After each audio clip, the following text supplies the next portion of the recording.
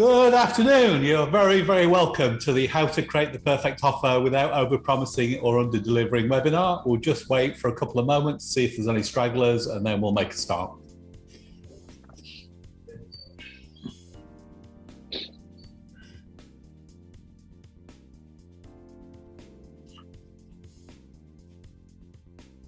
Okay, so it's 12:01, so we're going to start. So as I said, you're very welcome. My name's Graham Constantine from Digital Freelance. We're a small digital marketing agency based in Brighton. I formed the business on the 1st of March 2016, with a promise to deliver small business marketing with guaranteed results. And so that's what we do. So we've been going for 6 years. We work mainly with trainers, coaches, consultants, and tech businesses, although sometimes other types of business do sneak in, which is always great because we like to have lots of variety and learn things from different niches and different sectors. So before that, I was running a training and coaching business, and I figured out I better learn how to market it. And so the end result, I ended up now just running a marketing agency. And 2 years later, in June 2018, our third employee, Ruben, joined us. Our second employee, Connie, has gone off to make a fortune in the city. But Ruben is on the call with us, and he's got a really important role. So I'm going to hand over now to Ruben to introduce himself. Thanks, Graham. Hi, everyone. Hope you're having a good day so far. Today, I'll basically just be monitoring the chat. So if you have any questions, please feel free to put them in there. I'll try to answer them myself, but if I can't, then we'll circle back to them at the Q&A at the end. And if at any point you'd like the slides from this webinar, just put slides, please, in the chat, and I'll make sure you get them once the webinar's finished. So this webinar is a result of 6 years of testing. So we've got some really interesting distinctions and important information to share. So you're in the right place for sure. So without further ado, let's hear a little bit about you. So if you could just in the chat introduce yourself, who you are, what you do, and what you want to learn from the webinar, that will be absolutely brilliant. So I'll just give you a few moments to type away now.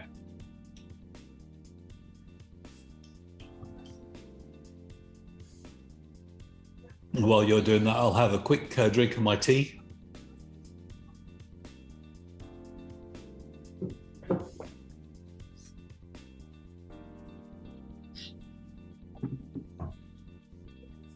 Okay, so maybe people just want to listen in. So I'll just wait a few more moments and then I'll go on to the agenda. Oh, Joey's here. They're curious to find out about how to package their offer. Oh, hello, Joey. Nice to meet you.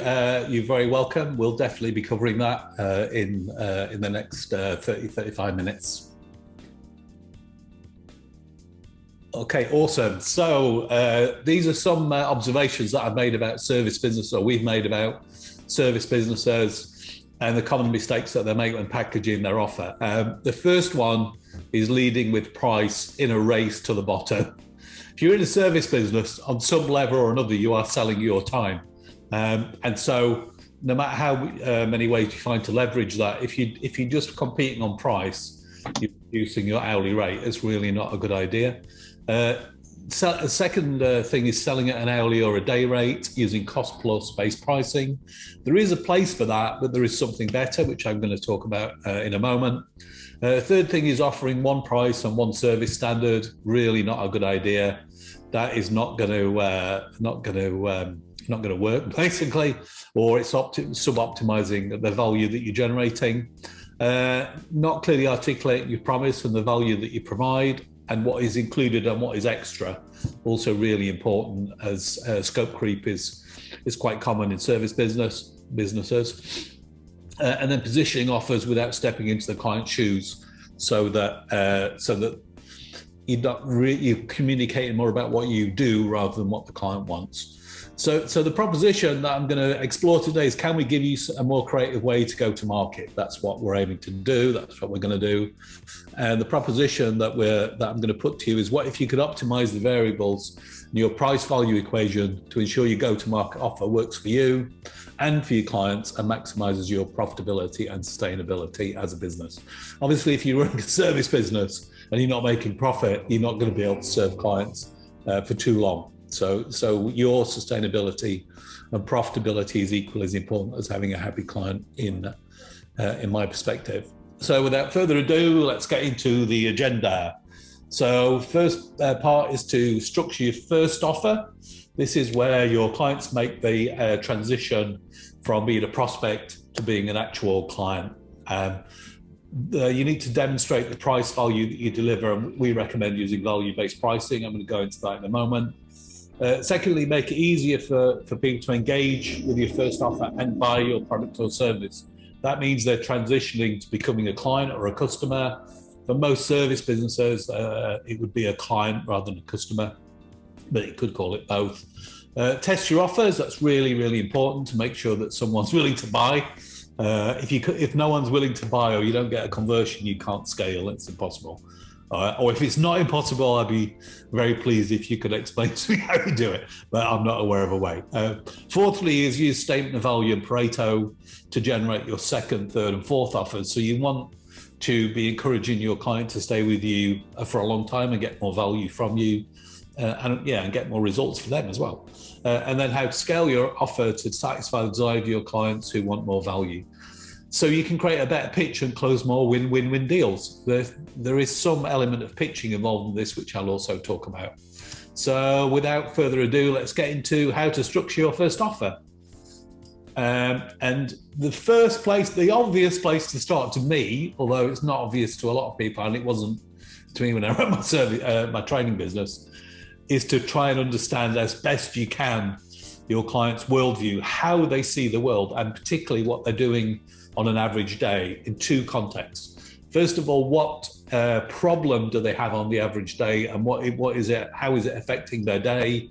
A good example of that is Why Bother Cleaning, who was one of our clients. Were offering a cleaning service when people were just coming back from the first lockdown into the office. Their office had been, let's say, neglected during the time when no one was there. So they had a problem that their office wasn't particularly clean, didn't create a very good impression with clients, and it was not particularly sterile or safe for their staff to come back. So that's the problem. And then the other side of the equation is what are your prospective clients doing to find a solution? Where are they looking for a solution? What solution are they looking for? Do they even know there's a solution? So we use these 5 methods. First one is a survey, can be really useful. We use this for many of our clients, particularly on LinkedIn, where a simple 4-question survey, as long as you select the options carefully, can tell you a lot about your clients. We've just run one for one of ours, Arovia. I'm going to use them as a case study later on. Listen to existing clients and look for patterns. That's another thing that's really useful. Sometimes it can be quite difficult to see what the patterns are in your existing clients. So it's good sometimes to be able to just take an objective view, a bit of a bird's eye view, spot trends in the market in which you're operating, see if you can fulfill or meet those trends or get ahead of the trends even and create trends. Ask clients or prospects is always a good method. And then construct your offer around their biggest problem. I'm going to tell you more about that in a moment. Next piece is framing the prize. If you were in a competition, there'll always be a prize, or often be a prize at the end of it. In this competition to win business, if you're in a competitive environment, the prize is to get your unique value, your unique selling proposition, the thing that only you can do. And this is particularly in a service business where the chemistry with the service provider is quite an important thing. You will have a USP. Sometimes you have to look a bit deeper for it. And then you need to frame that USP. The ways to frame it we recommend is with your free content. Most service businesses now will be posting content either on a website or on social media. If you're not doing that, I heartily encourage you to do it, because you're behind the curve, because a lot of people are using content marketing now. If you want to know how to do that, we have another webinar which we've got as a recording. Just put recording of framing the prize, please, and we will send that to you by email. We've got your email address, so that's good. Next step is to deepen the level of engagement, possibly using a lead magnet, which will go a little bit more in depth into what you do. But be careful of offering too much free stuff, because if you go free, £2,500, you've conditioned your prospective clients to free. It's really not a good idea. You want to offer just the right amount of free to build a relationship. In the context of a service business, most service businesses sell through an appointment. So a free chat or a free conversation or a free appointment is the best free thing that you can do. We do it for 20 minutes, works really well. And we can evaluate if we can help within that 20 minutes before they actually pay us any money, if that makes sense, or before we take more time serving them as well, because they're both parts of the equation. So just in terms of the pricing, cost plus means whatever your cost of goods sold is, your direct cost, plus your operating expenses, which is your overhead, plus a profit margin or markup, which leads to an hourly rate or a day rate that you can sell at. It is useful in some contexts, particularly if you're not that clear on what the client actually wants. However, most of the clients that we've ever worked with, including our clients, don't want an open-ended commitment with a service provider. So they'll typically eventually try and ask you how many hours it will cost to do a particular service, which means you're effectively giving them a fixed price anyway. So we would recommend, in most instances, but not exclusively, using value-based pricing, which is pricing based on the value of the result you deliver. We typically position that as a multiplier. So it could be break even, which means if they spend £100 with you, they'll get £100 back, either in cost saving or in revenue, or 4x, 10x, or a payback period. It will take X amount of time to get payback. We've just literally built a couple of business cases for a client demonstrating that, which I'm going to talk about later on. And also, if you lead with a result, it means your payment is tied to the result. You make the client the hero, as the one who chose to get a good guide, i.e. you, to help them secure their result. It's a really effective method. And also, so I talked about multipliers. The multiplier varies depending on the stage you're at in the process. So for prospecting, it's really good to do a try before you buy. I just mentioned earlier a free chat, but a sample demo or trial are also often useful. They will typically be free. Then you would go, if you do a consulting role before you get into execution, typically 10x is the benchmark for that. That means if they spend £1 on consulting with you, they get £10 back. It'll typically be over a longer time frame because you're working more on a strategic level, maybe 1 year, 3 years, or even 5 years, for example. When you get into execution, it's a shorter timeline, and the multiplier will be different. So 1, 2, 3, or 4x is quite common. You can measure it either in the cost saved, i.e. if you pay me £10, you save 100, or in the extra revenue that you would generate. And this can also be what Perry Marshall calls the hourly rate. So if you're the hourly rate multiplier, so if you can take a $100 an hour task off one of your clients so they can concentrate on what would for them be $1,000 an hour task, then you're helping to create more value. We use a statement of value method to document this transformation. That's in another video. So if you would like a recording of that video, if you put statement of value video, please, into the chat, and we'll make sure that we send you that recording. This is like number 4 of a series of 4. That's why I keep referring back to other videos. So the next step would be an impulse purchase. For this, I normally use the example of the amazing shrinking a pound chocolate bar.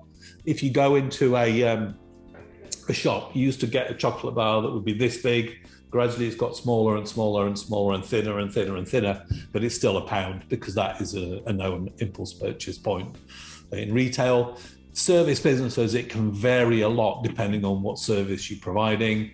Sometimes our particular first offer is less than 200. For some bigger ticket items, it may even be less than 1,000.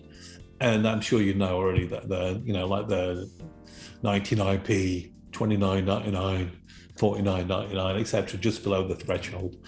Or in internet marketing, the sevens are used lots of 27, 47, 97, for example. Generally, we do not recommend discounting. We always recommend focusing on building more value, and that's part of the video that I just mentioned. So let's get on to a case study then. This is a manufacturer of, I hope you can see that in the screen. It's a 24.5-inch portable monitor. It's not particularly a service business. I mentioned earlier, we do work with lots of different businesses. They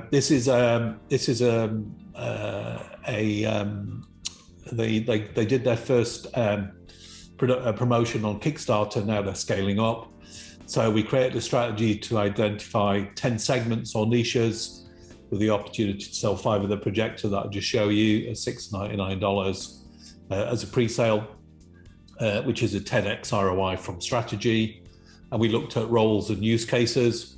Who are the people who would want to buy one of these things? Then we narrowed that down into the 2 key ones, field sales and field engineering. And we created a business case for each of those where we identified the payback period. In other words, how long it would take for a field salesperson or a field engineer to recoup their investment of $699 in one of these projectors. And we also created 4 value proposition canvases, which is a very visual way of demonstrating the value. We learned that from our client, Nick Black. So shout out to Nick Black. Thank you very much for helping us with value proposition canvas. So that was the first step. So the second step is make it easy for people to engage with your first offer and buy your product or service. So the first thing is what I call shh, which is calming the crocodile brain. The crocodile brain is your brain stem. It's the lower part of the brain. So it's not technically called this. This is just my metaphorical name for it. And it's typically the part of you that wants to eat or snooze, or there's other things that your crocodile brain does, but we're not going to go into them because we've got an under 18 audience potentially. But you want to avoid fight, flight, or freeze when you communicate with someone. Take away the risk and focus on the reward.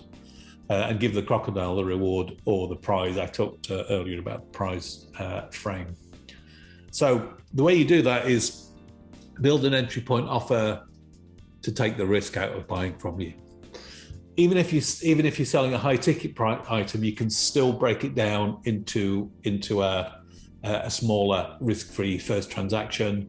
So limited duration trial, audit or review, splintering your offer. So if your offer is this big, break it down into a smaller piece or modularize it. That's another way, particularly if you're doing any kind of online training or training program. Identify the highest value that you provide and offer that first. It's really important. So sometimes it's good to over deliver on your entry point offer so that the client will get a really good impression of the value you deliver. And if you haven't already, we highly recommend creating an information component. This is like the lowest point on the value ladder, but it's a really good way of demonstrating some value before either for no price or for a very low price. You may also offer some kind of guarantee on this entry point offer. So then once you've presented your entry point offer, then you want to deliver the prize. Make sure it's clear, demonstrable, and verifiable in a reasonable time frame. Frame it clearly, and typically we use the before, during, and after structure, which is also part of the statement of value method. So assuming you've presented the offer, you've framed it, and now they want to start a relationship with you and buy it. The most important thing of all this, the most important of all, is to make it easy for them. Don't make them jump through loads of hoops. Just make it easy. So just figure out what do they need to do to buy from you. What information do you need? If you've got to deliver it physically, then obviously you have to get their address. You have to give them a way to pay. We would recommend, for B2B, quite often invoicing is used. B2B don't typically buy other than by invoice. 30 days net is often the case, payment terms. But you could also take credit card and cash, and then figure out what's your mechanism to deliver the value that you provide. Now, how do you make sure that it's really smooth, the mechanism? That's the subject of the next webinar. So we're not really going to get into that today. So that was step 2. Step 3 is test your offers and see if you can find the first client who's willing to put their hand in their pocket and give you the money before you scale. This is really important. A lot of our clients want to scale from day one, but they haven't figured out how to sell to start with, or how to test their offer and make sure that it's what the market wants. So definitely we recommend testing as a first step. So I'm going to get into that a bit more in a moment. So we, for most service businesses, some kind of good, better, best, or silver, gold, or platinum structure is good for services. We recommend articulating 3 different levels. I'm going to show you them in the context of another one of our clients in a moment. Articulate them clearly, create a clear process to actually do the sale, test different offers. It's not immediately obvious that a client will accept the first offer. You might have to test several different ways of presenting it. And then, as I think I said this before, but I'll say it again, discounting is really not a good strategy. So I would recommend having different service standards for different budgets. So if someone hasn't got the budget for your gold offer, you can say, oh, well, if for that budget, I can do the silver. Or if they haven't got the platinum budget, you can give them the gold. It saves you having to get into discussions about price and discounting and all that stuff, which simply reduces the value of what you do if you discount your price. So what variables do you test? Well, there's loads, but I'll just give you a few examples. So value and price combinations, commitment periods, commitment for how we use a commitment period of 4 months, but sometimes we change that to a month. So we tested different commitment periods. We used to do 90 days, then we changed it to 120. Different delivery mechanisms, online or face-to-face. Typically face-to-face will be more valuable. And then moving the free line I talked about earlier, you want to have just the right amount of free content. So you've got your offer, you've got an acceptance. What happens if they don't accept it? Well, this is kind of a checklist. These are some of the variables that you might want to check. So first of all, are you presenting the offer to the right person? If you've got an offer for, an example, we're working with another digital agency called Prevention Digital. We spent quite a bit of time testing different audiences for the offer. We've now found the right audience for the offer, but we went through several iterations of who the audience may be. When we first started doing this stuff, we used to present an offer to a broader audience. Now we've narrowed it down to ideally one person. A good example of that is Mood First, is another one of our clients who do a very effective method of determining the mood of a meeting at the start of a sprint retrospective. It's a very precisely targeted offer. We targeted it to a very precise audience, Scrum Masters, and our client is literally having his first appointment now, which we booked within a week, which is something of a record, but it's just an indication of the more precise you can make the offer, the more precise you can target the audience, the easier it will be to match the offer to the audience. Clearly articulating the transformation. When you think about your offer in terms of transformation, this is like the before. What problem do they have before they interact with you and your services? What happens while they're interacting with you and your services, and then what result do they have after they've interacted with you and your services? It's really important. It needs to be articulated clearly. Do you believe in what you're selling? This is a really big one. If you don't believe in it, you're not going to be able to sell it probably, or it'll be much more difficult. Have you built rapport? Have you quieted the crocodile brain, which I talked about before? Do you know what your audience wants and needs? Just a simple basic thing. Have you tested the offer with enough people? One swallow doth not a summer make, or one sale does not a effective offer make. You need to test with, we normally test with 5 to make sure that we've got the offer right. Did you ask enough questions? Did you use a systematic process? Did you notice non-verbal signals? I've watched recordings of many of our clients presenting offers or pitching, and very often they'll be getting non-verbal signals that they don't notice, that they're so eager to stay with their process, they're not paying attention to what's happening non-verbally. And there's a lot of simple cues that will let you know that the person either likes your offer or doesn't. And finally, catch-all, what can you do to improve? Always aim to be improving. That's really, really important. So designing your offer to convert, I think I've kind of already gone through this. So make it as targeted as possible, solving a specific problem with a specific solution. Identify the smallest, what's called a micro step that your prospective client may take. That would be your first offer. Avoid asking for too much or too little. Find the sweet spot. Test. Can't emphasize that enough. Until you discover an offer that works. Once you have an offer that works, once you've sold to 5 clients, then you can start refining it. So here's a case study that we did for the Go-Getter Marketing Group in Atlanta.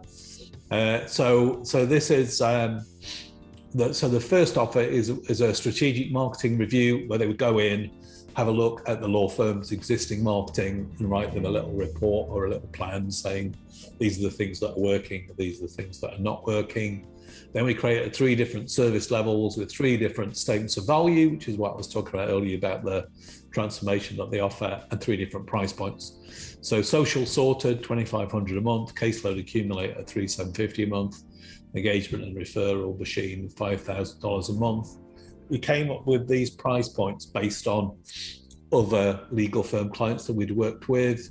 So we knew what the value of a case was, and we knew how many cases they would need to have each month in order to cover these costs. And we targeted a fairly precise audience, one audience based on 4 states in the US with 7 different job titles, which were all mainly lawyers or law-related job titles, and 1 headcount band. So that was a pretty precise audience. So step 4, use a statement of value and the Pareto principles to generate 2nd, 3rd and 4th offers to generate more revenue and more profit. I mentioned earlier, if your first offer is self-liquidating, so it's covering your marketing cost, or maybe sometimes you have to get to part of your second offer to cover your marketing cost, then you want to make sure that you've got the offers lined up so that the person doesn't buy your first offer and then never see them again. So this is what we recommend is using a statement of value, which I've already mentioned at length, and the Pareto principle, which is 80-20. So 80% of your clients come from 20% of your prospects.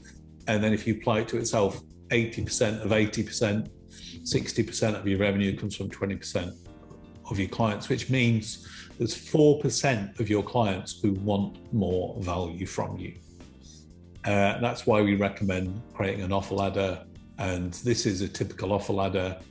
So you start with, I'm going to start here at the end. So this is Seth Godin's Purple Cow. So this would be the people who want to have the deepest level of interaction with you. Another client that we worked with, Lisa Nichols in the States, who was in the Secret video.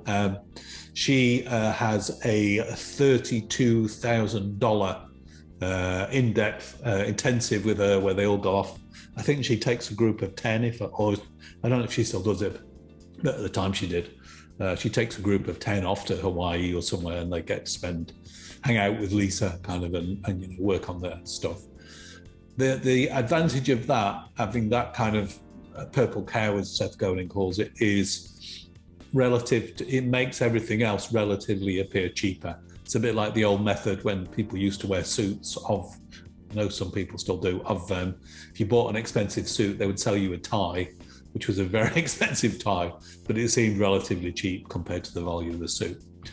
So working backwards, profit maximizer, that's where you would deliver more value, so better, faster, more results. Core product or core service would be your core offering. we've added in recently a mentoring offer. A lot of clients wants to do some of the service that we offer themselves. Entry point offer, which is where they first transition to becoming a client. I've talked about that at length, I think.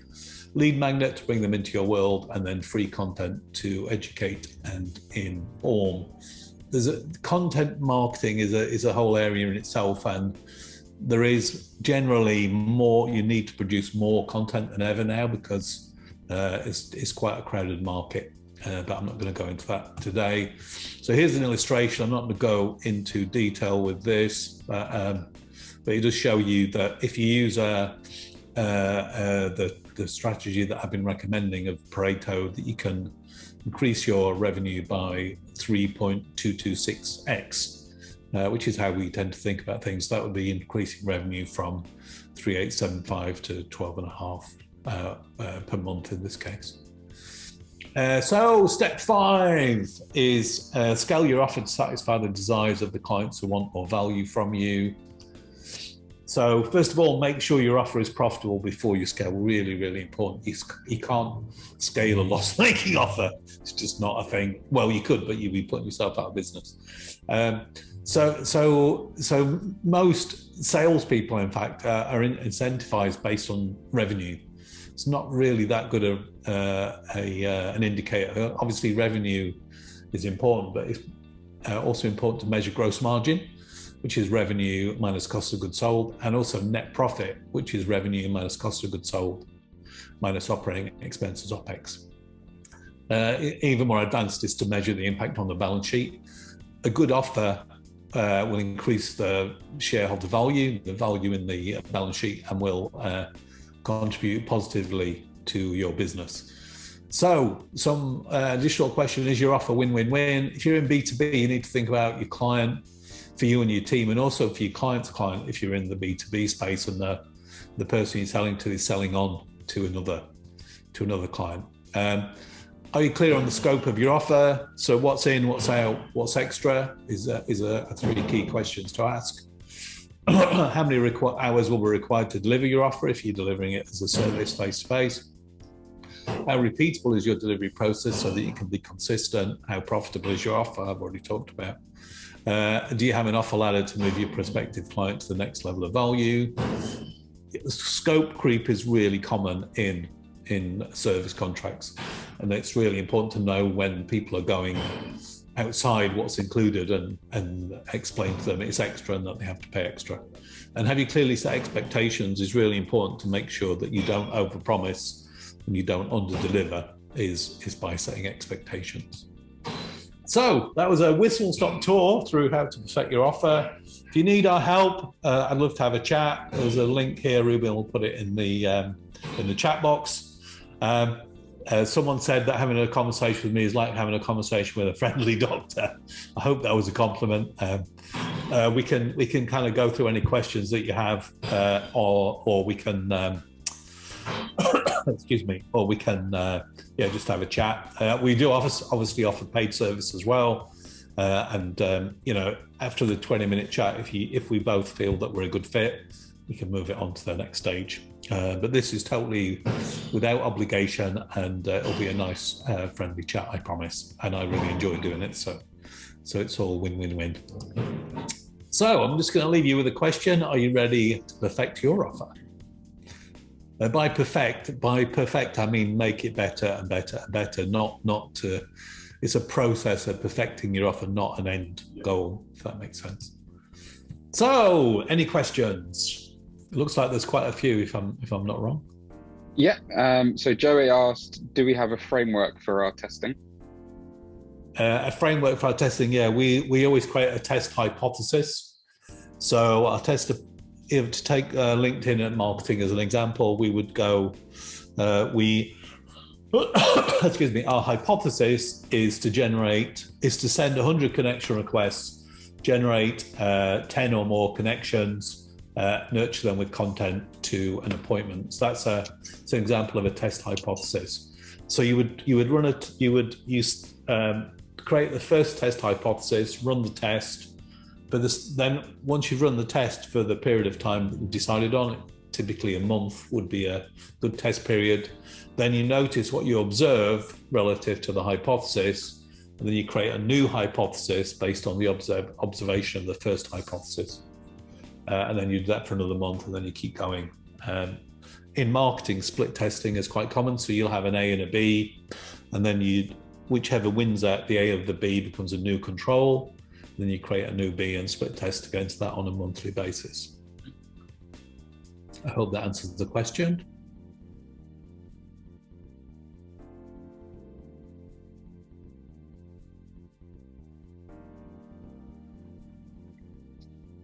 They said, how do you prioritize the tests? Price first, value first, or does it really matter? Test value first. So you want to get a conversion based on the value, then you can test the price. Cool.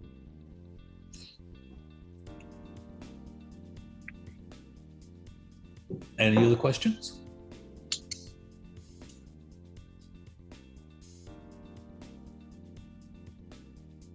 Nothing coming in a minute. We'll just give another minute. Yeah, absolutely. Yeah. So I would always say, just to add to what I said earlier, always lead with value. Always lead with value. Once you've established the value, then you can figure out what the price is.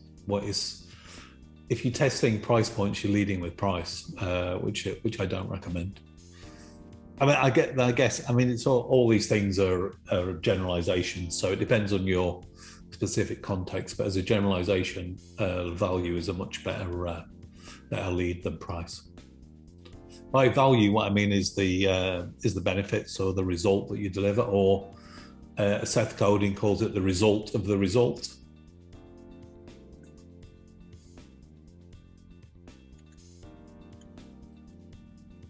Cool. I think that's everything. Okay, brilliant. Well, thank you very much for joining us. Hope you got some value from it. Hope to see some of you on a chat sometime soon on Zoom, or if you're in Brighton, in our office. Thanks very much. Take care. See ya. Bye. Thanks.